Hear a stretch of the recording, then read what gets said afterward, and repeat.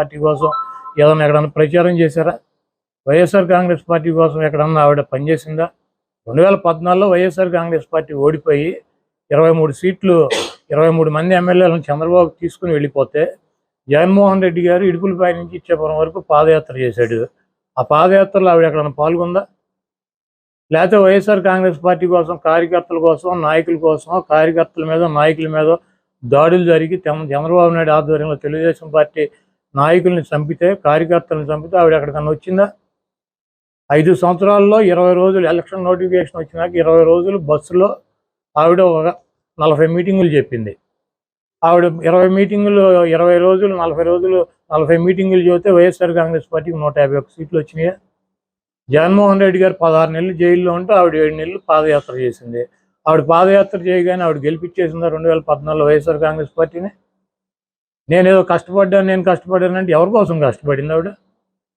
ఈ రాష్ట్ర ప్రజల కోసం కష్టపడింది, అన్న కోసం కష్టపడ్డాను, నిస్వార్థంగా కష్టపడ్డానని చెబుతుంది. నిస్వార్థంగా కష్టపడినప్పుడు ఇప్పుడు ఈ రోజు వచ్చి 4 సంవత్సరాలకి ఇంకా ఎన్నికలు 3 నెలలు ఉందనగా స్టీల్ ప్లాంట్ ప్రైవేటీకరణ చేసేస్తున్నాడు మోడీ. ఏం చేయాలి? ఈవిడ నిన్న లేఖ రాసింది. మేము ఇటువంటి లేఖలు 100 రాసాం. ఇటువంటి లేఖలు 100 రాసాం. పోలవరం ప్రాజెక్టు కేంద్రం కట్టాల్సినటువంటి ప్రాజెక్టు చంద్రబాబు నాయుడు తీసుకున్నాడు. ఆ రోజు ఏమన్నా మాట్లాడింది ఈవిడ? ఒక 50,000 కోట్ల రూపాయల ప్రాజెక్టుకి నిర్వాసితులకు ఇవ్వాలి, మన డబ్బులు ఏమైనా తెచ్చేస్తుందా? ఏం చేయాలి? మరి కాంగ్రెస్ పార్టీ పెట్టినటువంటి వాగ్దానాలు అమలు చేయలే. మరి దేశవ్యాప్తంగా కాంగ్రెస్ ఎందుకని రిజైన్ చేయట్లా?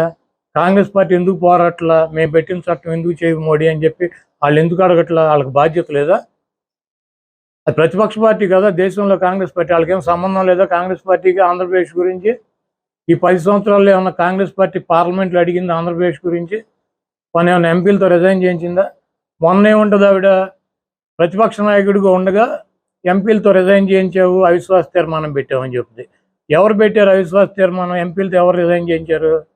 చంద్రబాబు నాయుడు గారి పార్ట్నరు దత్తపుత్రుడు పవన్ కళ్యాణ్ ఆ రోజు జగన్మోహన్ రెడ్డి నీకు దమ్ముంటే అవిశ్వాస తీర్మానం పెట్టు, నేను ఢిల్లీ వెళ్ళి డిఎంకేతో మాట్లాడతాను, అట్లాగే కర్ణాటక వెళ్ళి దేవగౌడ్ గారితో మాట్లాడతాను, పశ్చిమ బెంగాల్ వెళ్ళి మమతా బెనర్జీ గారితో మాట్లాడతాను, యూపీ వెళ్ళి వాళ్ళతో మాట్లాడతాను, బీహార్ వెళ్ళి వీళ్ళతో మాట్లాడతాను ఆయన చెప్పాడు.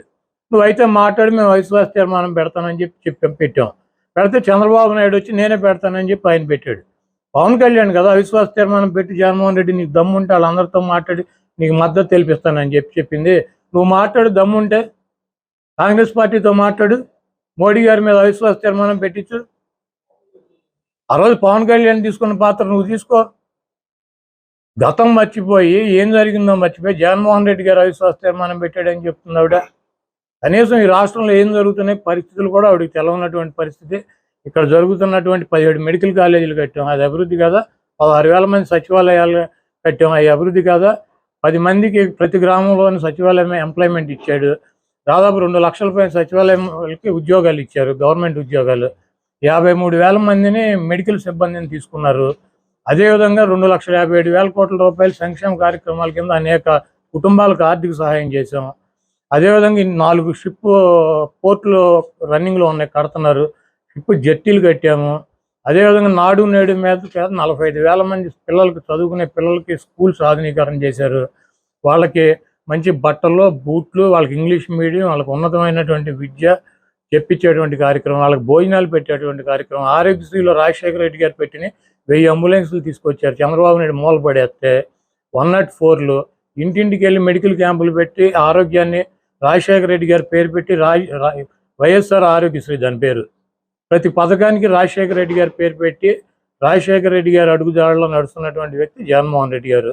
మీకేమన్నా తగాదాలు ఉంటే మీకేమన్నా పర్సనల్గా మాట్లాడుకోండి. ఊరిని ఆ కాంగ్రెస్ పనికిమాలిన పార్టీలో చేరి రాష్ట్రాన్ని సర్వనాశనం చేసి విడగొట్టినటువంటి ఆ